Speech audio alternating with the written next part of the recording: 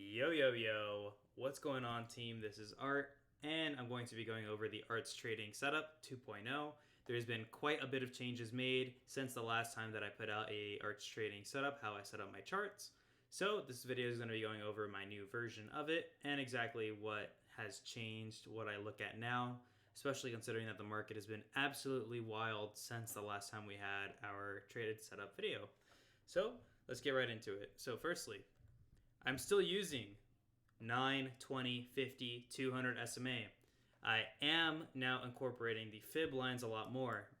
Before that, I was definitely using it a lot less, but I found that they're a super useful tool when it comes to setting price targets. So this is pretty much how I chart these unchartable territories. Typically when a stock drops too far or maybe goes up too high based off of what we've seen in the past. And I just started using fibs, and I've been enjoying it quite a bit, actually. So let me just pull up something that I know I don't have any lines on. Oh, of course I have lines here.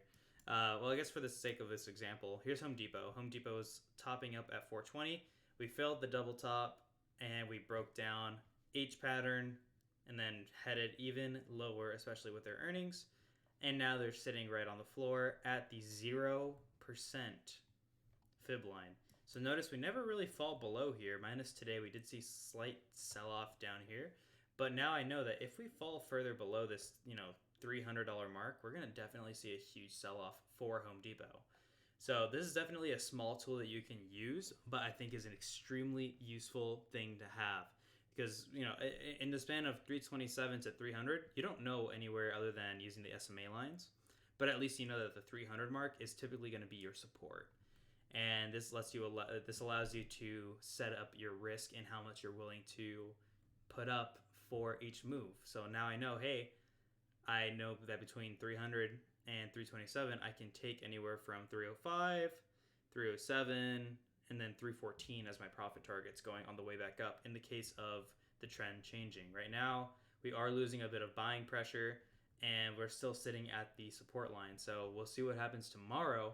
But overall, I would say that it is a very great tool to have. I do still use my SMA lines in the exact same way I have in the past.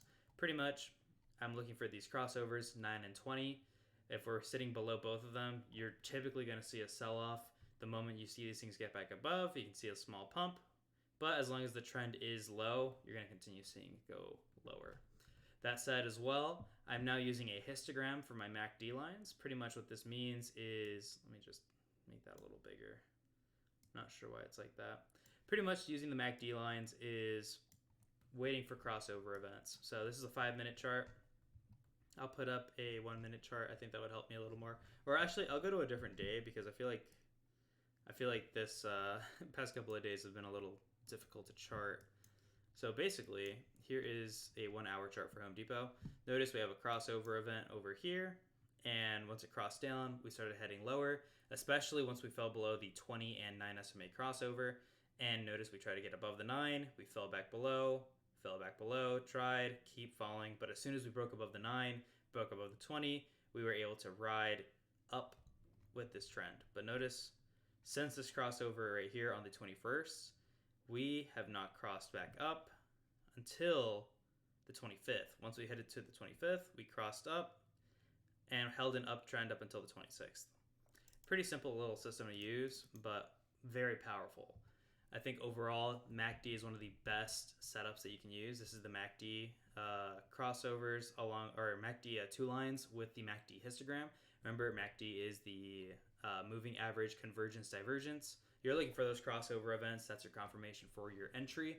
Along with that is the RSI indicator. Pretty much what RSI does, it lets you know the relative strength. It's the relative strength indicator. And basically what this means is how oversold, how overbought, are people buying more than they're selling? And if so, where can this thing go? So notice right here from 318 all the way down to 296, we went into this massively oversold area. And so notice, even though it dumped during pre-market, it never really kept the same momentum that we saw earlier. This is a sign of people starting to stop their selling. Of course, this is an after hours, so let's take that with a grain of salt. But overall, the selling pressure did start to fall off And then going into here, you start seeing the actual buying kind of start to catch up. So we got oversold, and then we go into, kind of just still a little oversold, and then we go into neutral, then strong. We never really went into overbought up until when we ran up to 315. But once we get to 315, it hits overbought.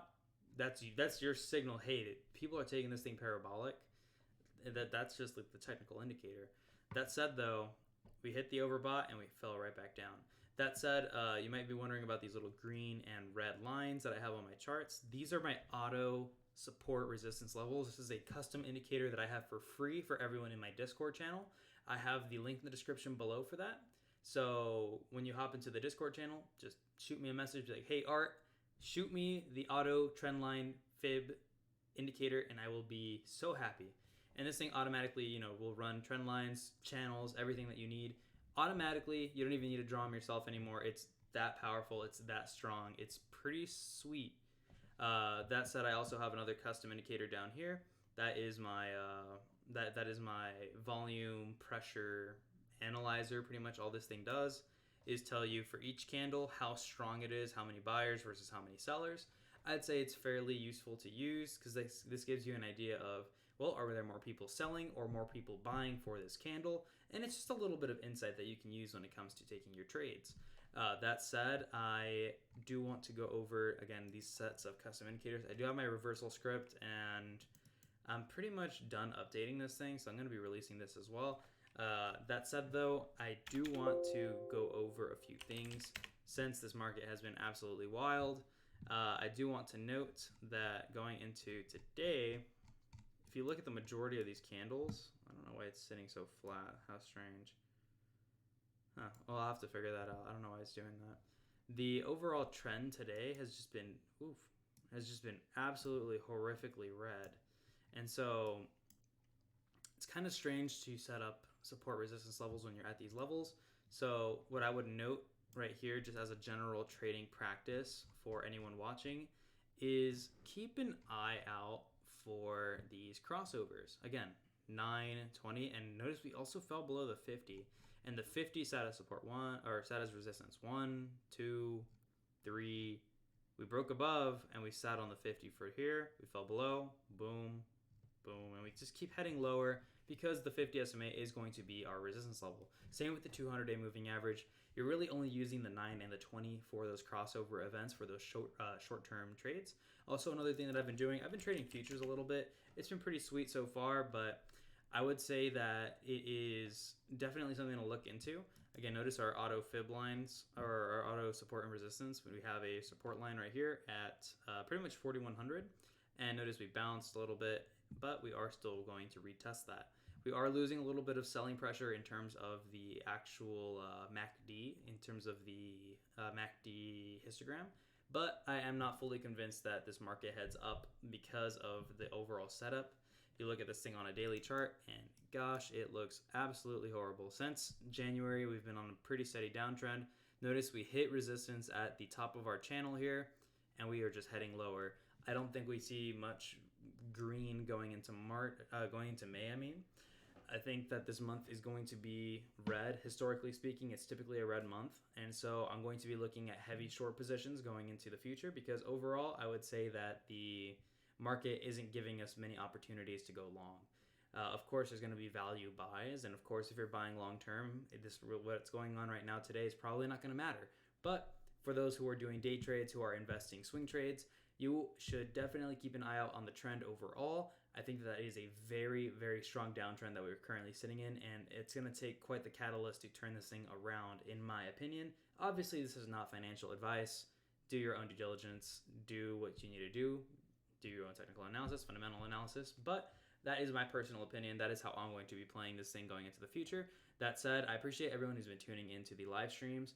I know I've been a little spotty with those. I've had a few things kind of show up in my life, but I'm back. I'm ready to go. And that is why I released the indicator sets for free, because I want to make sure that, everyone's cool with me. So that said, I am going to leave the Discord link in the description for those who are not currently in there. It is completely free. It is no charge. And I hope to see you guys there in the live streams. Other than that, I think the I think the overall trend should be going lower. But another helpful tip that I would give to you guys in terms of the trading is this. I think that you should be focusing on trading better than on making money on your trades, because if I'm trading better, if I'm trading better setups, if I'm looking out, if I'm being picky, I think being picky is one of the best ways to go about trading. So what I mean by that is I only trade with confirmation, I only trade crossovers, I only trade support resistance levels. I have to have everything make sense in my trade before I enter, and that will definitely help me out no matter what. Because if I take good trades, money follows no matter what. It's very difficult to lose when you're trading good setups. That said, I do appreciate everyone for tuning in. And also, the other tip of advice that I want to give you guys is this. Make sure you're cutting losses and make sure you're taking profit, because at the end of the day, you're doing this because you want to eventually hop out of what you're doing currently. Most people are not trading full time.